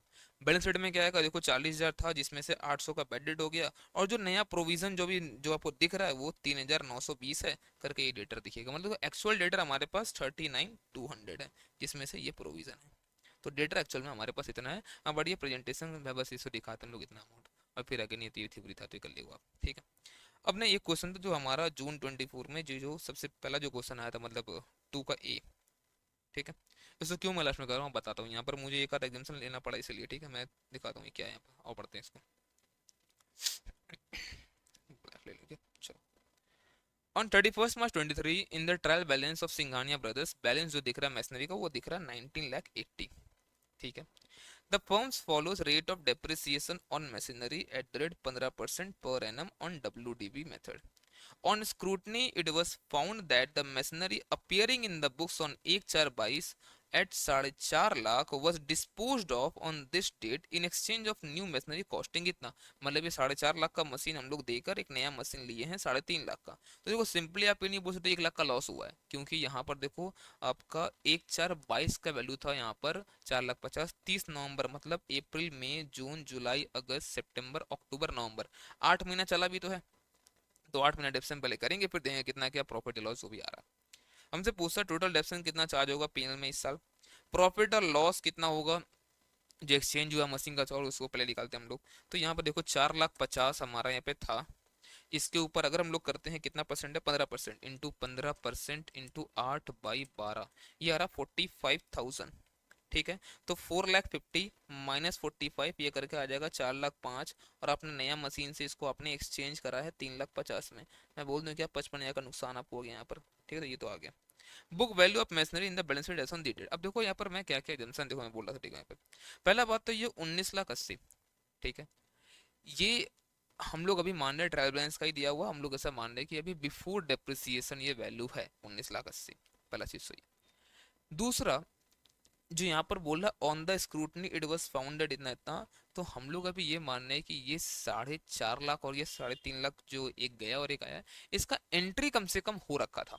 हम लोग ये मान रहे हैं कि जो अब देखो, ये अब यहाँ पे अगर दिखा रहा है, अगर ये यहाँ पे दिखा रहा है कि ये 19,80,000 है, ठीक है, तो यहाँ कुछ और वैल्यू रहा होगा, और एक यहाँ पर 4,50,000 का गया है और 3,50,000 का नया यहाँ पर आया, बट 4,50,000 सब्जेक्ट टू डेप्रिसिएशन।